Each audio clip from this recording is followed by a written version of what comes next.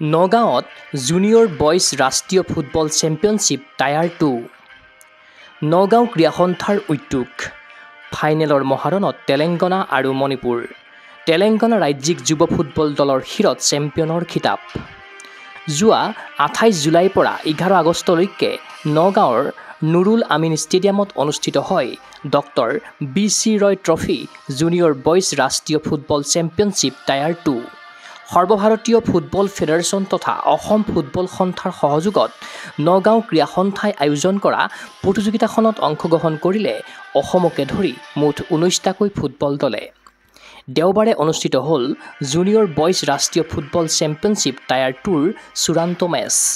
ফাইনেলৰ খেলপথাৰত অৱতীৰ্ণ হ'ল তেলেংগানা ৰাজ্যিক যুৱ ফুটবল দল আৰু মণিপুৰ ৰাজ্যিক যুৱ ফুটবল দল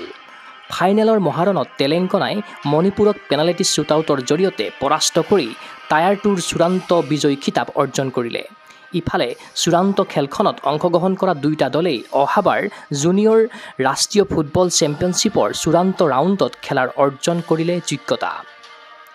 উল্লেখ্য যে জুনিয়ৰ ৰাষ্ট্ৰীয় ফুটবল চেম্পিয়নশ্বিপ টায়াৰ 2ৰ সামৰণি অনুষ্ঠানত উপস্থিত থাকিল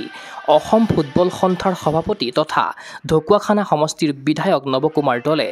নগাঁও ক্ৰীড়া সন্থাৰ সভাপতি তথা বিধায়ক ৰূপক শৰ্মা অসম ফুটবল সন্থাৰ সম্পাদক ডক্টৰ চাংৰাং ব্ৰহ্ম সহকাৰী সম্পাদক ৰাজু বড়ো কোষাধ্যক্ষ হীৰেণ গগৈ কাৰ্যকৰী সদস্য অৰুণাভ চৌধাৰী নগাঁও ক্ৰীড়া সন্থাৰ সাধাৰণ সম্পাদক তপন কুমাৰ দাস প্ৰাক্তন ফুটবলাৰ দুৰ্গা বড়োৰ দৰে বিশিষ্ট ব্যক্তিসকল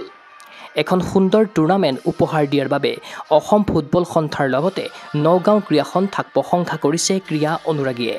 news desk report Google sports এনে